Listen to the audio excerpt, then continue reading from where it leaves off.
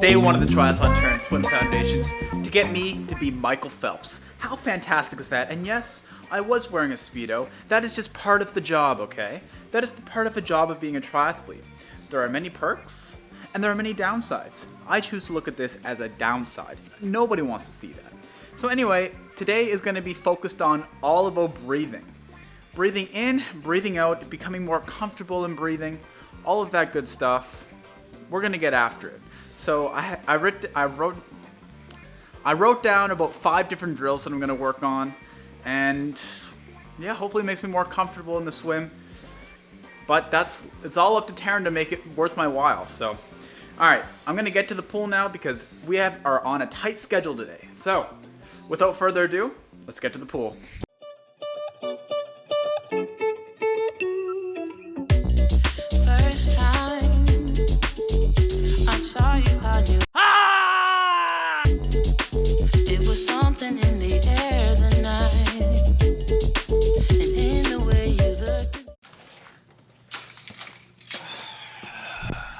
Swim is complete, and I got some lunch. A little bit of a salad. So for those of you that live in Nova Scotia, I often eat peat salads because they are the freshest things that I can find in the city. We're not here to talk about my lunch at all, although it is going to be pretty fantastic. I'm going to put a little bit of garlic olive oil and strawberry balsamic, and it's going to be fantastic. But as you can tell, this lighting is terrible, so just give me 1 second. I'm going to fix it up for you. There we go. I can definitely make it as an Instagram beauty vlogger now. Like, look at that skin. Damn. All right. So let's talk about this swim. I'm sorry for all the noise over there. It's just my washer being an absolute asshole. Okay. So it wasn't so much of a swim, more so me just putting my face in the water and blowing bubbles out, and then going to the other end of the pool, the deep end, and blowing more bubbles out and sinking to the bottom, trying to relax my mind and not freak out. You know what? When I first looked at this, I thought, it's going to be no problem at all. I can go to the pool and breathe in and breathe out all day long. It's not a worry at all. The first drill, absolutely that was the case. I put my face down in the water, blew out, got all the bubbles out, and I was able to do that, no problem. The next drill was to go to the other end of the pool, the deep end, and blow bubbles out until you get to the bottom of the pool. This is where my world got flipped upside down because the first time I did it, I got maybe halfway to the bottom and had an absolute freak out. Had to zoom right up to the top and just catch my breath, get calm again. It was not fun. But that did not stop me. I kept going back and trying, and eventually I did get deeper. But there's one thing that I have to let you know when you're going to try this. When you do this, your ears are going to want to blow out because the pressure, from me at least, is just so bad. I was getting a headache every time I got close to the bottom. Not ideal. But I still pressed forward and I kept going, and eventually I was able to get to the bottom of the pool and not freak out as much. There's still a lot of work to do. There's still a lot of friggin' work to do. But so I was okay with that drill for today. So I moved on to the next point.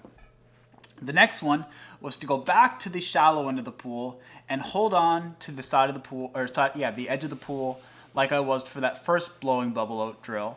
And like I did yesterday, hold on to the edge of the pool, put my face down, and blow out while I'm kicking. So picture this, you're kicking and blowing bubbles out at the same time. The only difference between this and what I did yesterday is that I wasn't trying to breathe.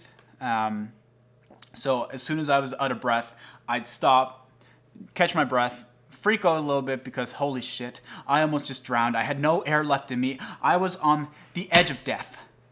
Not death, I'm sorry, death. The edge of death. So I did that probably 10 or 15 times until I felt comfortable doing that. And then I transitioned on to the next drill, which was just an iteration of that one. The next drill was to do the same thing, so hold on to the edge of the pool, blowing out, but rather than stopping and catching your breath, you were to tilt your head just slightly and take a little sip, like a little of air Not a lot, because you don't want to fill your lungs up too much, but you just want a little bit. Just a little crisp, just enough to let you know that there is air surrounding you, just to remind you how lovely all of these chemicals floating around in the air are, how great they make your body feel. Just to remind you of that. So the goal for that one was to be able to do that for 3 minutes straight, and after that you are given the stamp of honor that you are not going to freak out in the pool any longer, and you can transition on to the next drill. The next drill is where you start incorporating a little bit of movement, and it's a lot of fun because you get to use fins. And if you haven't used fins, it's a whole other experience. You feel like you're going a million miles an hour. You feel like a damn dolphin. You are just going crazy, having a great time. You are probably going to be an Olympian if you can swim as fast as you can with fins on. It's ideal. So anyway, this next drill, you put on your fins and you put your arms straight out like this, and just I don't know if that was good, but you put your hands out like an arrow shape in front of you and just kick with your fins and blow bubbles out at the same time. All these workouts were a gradual progression, building on top of one another. It was great. So I digress. So this drill specifically, you kick with your fins while blowing bubbles out with your arms in the shape of an arrow overhead. And once you feel like you need to breathe, you flip over on your back. You catch 2 big breaths and then you flip back over. You continue on doing that till you get to the edge of the pool. You should rotate. So if you were to turn right your first time onto your back, the next time you want to turn left, just to make sure that you're rolling on both sides, because you want to be able to breathe on both sides so you don't, in case the wind's coming in a weird direction during your race, you want to be able to have those tools in your arsenal to just pull them out. Like if you're comfortable and you don't absolutely need to breathe on both sides, you don't have to do it, but it's great to know that you do have the capability to, just so you're not caught out in the open like I was before. So that was awesome. I was able to do all of these 5 drills and feel much more confident than when I first got into the pool today.